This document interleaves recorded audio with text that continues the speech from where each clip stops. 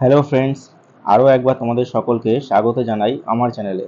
আজকে এই ভিডিওর মাধ্যমে আমরা দেখে নেব অনলাইন এসবিআই বা ইয়োনো এসবিআই এর তোমরা পাসওয়ার্ড যদি ভুলে যাও তাহলে কিভাবে সেই পাসওয়ার্ড রিকভার করবে।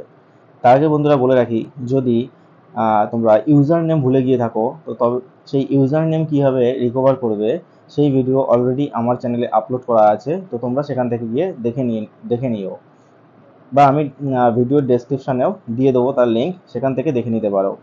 তো চলো আজকে এই ভিডিওতে দেখে নেব যে কীভাবে পাসওয়ার্ড ভুলে গেলে পাসওয়ার্ড রিকভার করবে। কখনো যদি তোমরা ইউজার নেম পাসওয়ার্ড দুটোই ভুলে যাও, তার জন্য কিন্তু আগে তোমাকে ইউজার নেমটা রিকভার করতে হবে, ঠিক আছে? কারণ পাসওয়ার্ড রিকভার করার সময় ইউজার নেমটা অবশ্যই তোমার জানা দরকার, ঠিক আছে? তো চলো বন্ধুরা, আজকে এই ভিডিওর মাধ্যমে আমরা দেখে নেব পাসওয়ার্ড কীভাবে তোমরা আবার রিকভার করতে পারবে ব্যাংক ভিজিট না করে, ঠিক আছে? তো দেখতে পাচ্ছ আমি অনলাইন এসবিআই এর অফিসিয়াল ওয়েবসাইট ওপেন করে রেখেছি।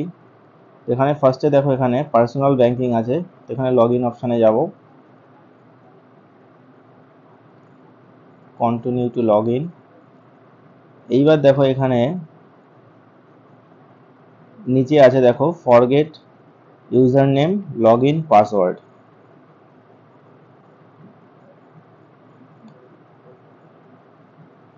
এই দেখতে পাচ্ছ forget user name log in password. তো চলো এর উপর ক্লিক করতে হবে। তারপরে এইরকম একটা ইন্টারফেস এসছে, forgot my log in password.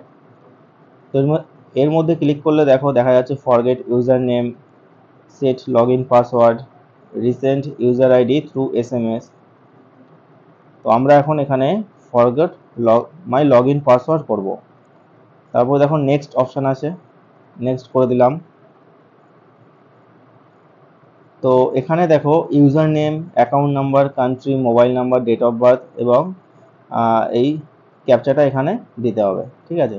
তো চলো এগুলো আমি ভরে নিই।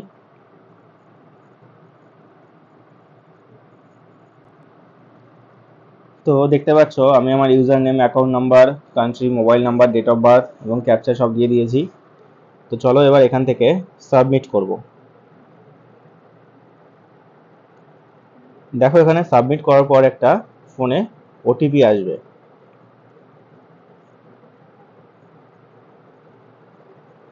আমার ওটিপি চলে এসছে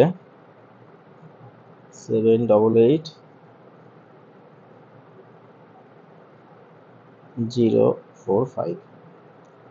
তো ওটিপি দিয়ে এবার কনফার্ম করব। তারপরে এখানে তিনটে অপশান আসছে, using ATM card details, using profile password, reset your log in password with branch activation. মানে তুমি তোমার ব্যাংকের ব্রাঞ্চে গিয়েও তোমরা করতে পারো, এবং যদি প্রোফাইল পাসওয়ার্ড মনে থাকে সেটা দিয়েও করতে পারো, বা এটিএম কার্ড থাকলে এটিএম কার্ড দিয়েও করতে পারো। তো আমি এখানে এটিএম কার্ডের ডিটেলস ব্যবহার করে আমি পাসওয়ার্ডটা রিসেট করব। তো ফার্স্ট অপশানটা আমি সিলেক্ট করলাম, তারপরে সাবমিট করে দিলাম।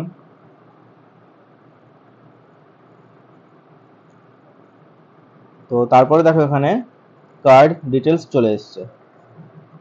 তো আমার অ্যাক্টিভ কার্ড ফার্স্টেই আছে, এটা আমি সিলেক্ট করি, তারপরে কনফার্ম করে দেবো। কনফার্ম করার পরে এখানে কার্ড হোল্ডার নেম, কার্ডের এক্সপায়ারি ডেট, পিন নাম্বার দিয়ে এবং এই ক্যাপচা দিয়ে আবার প্রসিড করতে হবে। তো চলো আমি এগুলো ভরে নিই। তো আমি আমার এটিএম কার্ডের ডিটেলস এখানে দিয়ে দিয়েছি, ঠিক আছে?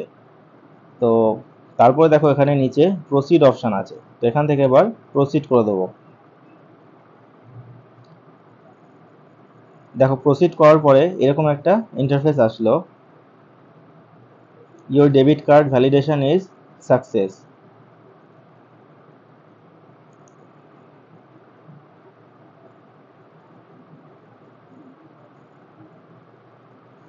তো এখানে এবার চলে এসছে enter new log in password, confirm new log in password. আমি এবার নতুন পাসওয়ার্ডটা এখানে দিয়ে দেবো।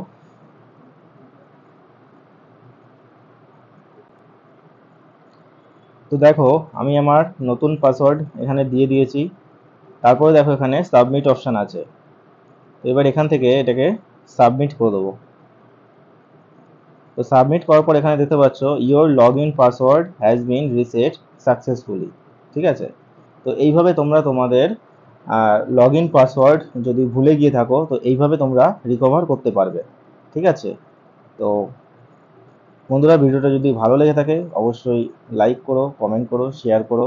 ঠিক আছে, আর চ্যানেলটাকে অবশ্যই সাবস্ক্রাইব করে দিও। তো দেখা হবে আবার পরের ভিডিওতে। ধন্যবাদ।